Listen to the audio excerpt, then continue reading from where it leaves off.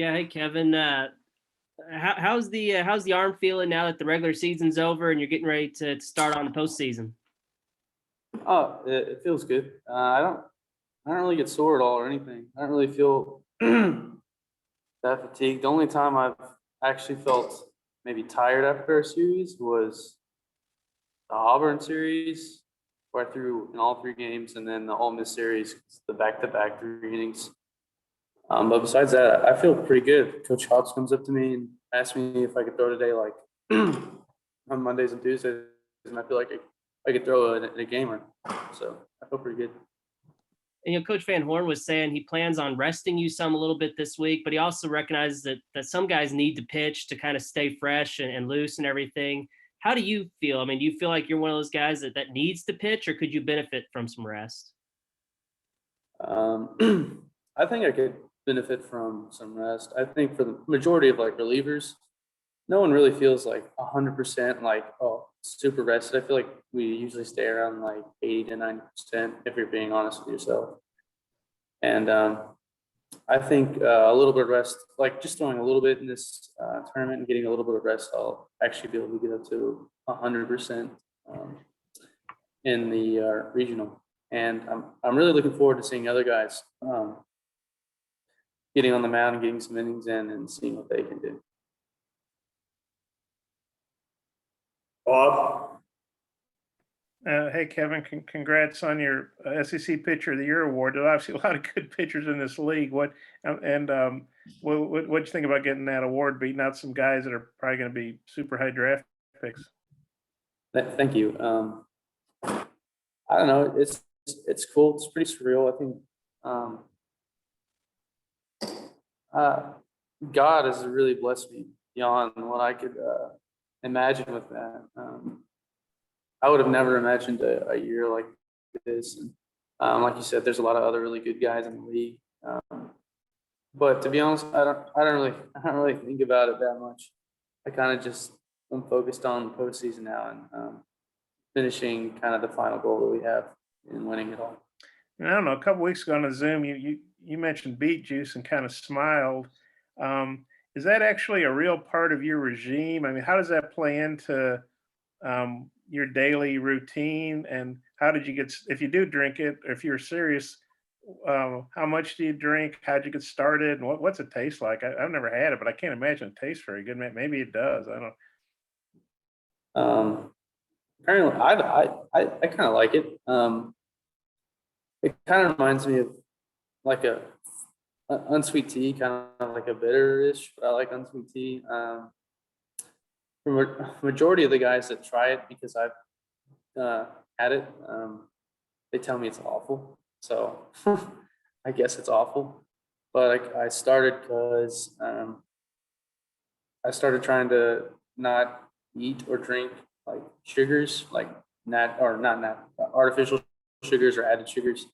And I don't really like Gatorade, so it makes like I don't like candy or like sweets like that because it's too sweet for me. So, but I realized that I still need sugar when I play. So I just decided to get like some beet juice or some fresh juice to get sugars kind of naturally like that. And God kind of guided me through my ignorance and just picked beet juice, and it ended up being the right choice. How long have you been drinking, and how much of it on average do you drink in a week or a day or whatever? I started in the summer. I'll drink like a bottle or two of it like during games, and maybe like a bottle in the meet or a bottle or two in the week when I'm not playing. I usually just drink it instead of Gatorade. I think the way you're pitching, the guys would be lining up to drink it, whatever it tastes like. You can't turn the other guys on to it. Actually, Wallace started drinking it, and I actually found out that it's more common to drink it in like professional baseball than I thought. Okay. Well, if they had that name, image, and likeness still, you'd probably be cleaning up as a beet juice spokesman, I bet. Yeah, I know, it's funny. They're probably having board meetings about it right now. Okay, thanks.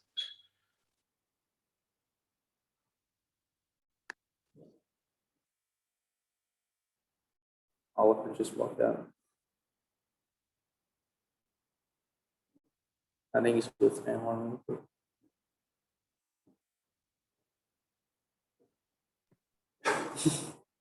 Andrew, oh, sorry, we're doing too many interviews at once. Andrew, and then Randy, please.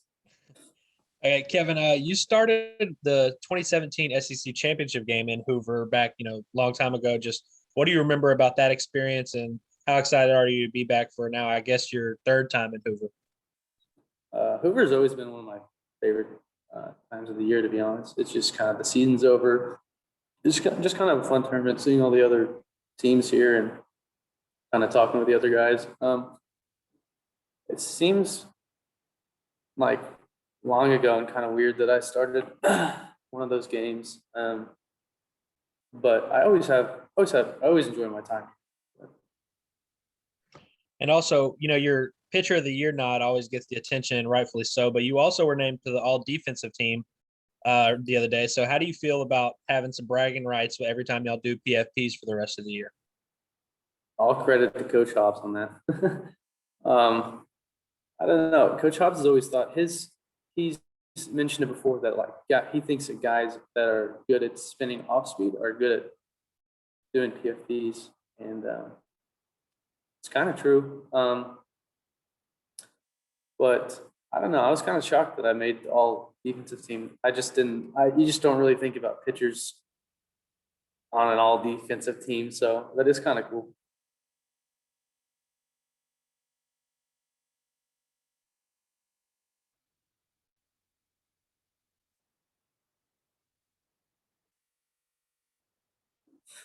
He walked out again. I think Randy, you're up. Yeah. Kevin, does the beet juice help you deal with the heat there in Hoover? I mean, I was born in the heat, living in Houston, so I kind of enjoy it. It helps you stay warm and loose, and not have to warm up so quick, or it helps you warm up quicker. But I would say so, yeah. I mean, I haven't been here that long, but it'll definitely be important when it's so hot. Do you kind of visualize before you play the game? In this case, have you kind of visualized ahead, seeing what maybe role or how you will do in this particular tournament? Yeah, especially this past summer, I've been able to really just focus on baseball and visualizing, just like every game that I play in, facing hitters, and kind of fall asleep thinking about that versus other things. It kind of makes me think of a story that Coach Johnson actually told us about I think it was a Vietnam War vet that was trapped for 3 years, I think. And to pass the time, he visualized playing golf every day. And then his first time back playing golf, he shot an amazing score. And just kind of a testimony to visualizing yourself. I think it just builds confidence along with doing some dry work before games and in between games. Bobby, anything else? Yeah, Kevin, I just wanted to ask about Casey Opitz. I mean, I know the coaches let him call most, if not all, the pitches. Just what do you think about the job Casey does behind the plate and what he's meant to the team this year, having him back kind of unexpectedly when the draft, just was shortened by so much? He adds so much to the team in every way. I don't think I'd be able to cover it all. Just morale, he kind of gets us going, and then he makes my job a lot easier being back there, and actually puts me at ease when he's back there. Calling pitches, I don't really like to think a lot when I'm on the mound, and I trust everything he puts down, and it helps me to pitch with more conviction, knowing the faith I have in him, and I throw a lot of balls in the dirt. And I was thinking about this the other day. I mean, we take a lot of bases on balls that just barely get the catcher's block and kind of barely get away from the catcher, and we'll take second base. But Opitz keeps everything so close to him that he's just amazing back there, and I'm very grateful that we got him back. What do you think he means just to the pitching staff as a whole, not just to you, but to all the guys? I mean, kind of the same thing. I think everybody has confidence with him back there. You know the right pitch is being called when he calls it, and it's kind of a unique skill to have too. Like it makes me think of a stat I saw a long time ago about Yadier Molina. When he's back there, like batting averages drop like 50 points or something like that. And it's the same way with him, just because they have so much baseball smarts and they're just so skilled back there, getting you strikes and keeping everything in front of them. I think it just really adds a lot to our pitching staff. And he gets a lot of credit for what we do. Okay, thank you. I'll let you have anything else? I'm good. All right, I'll do it. Thank you all.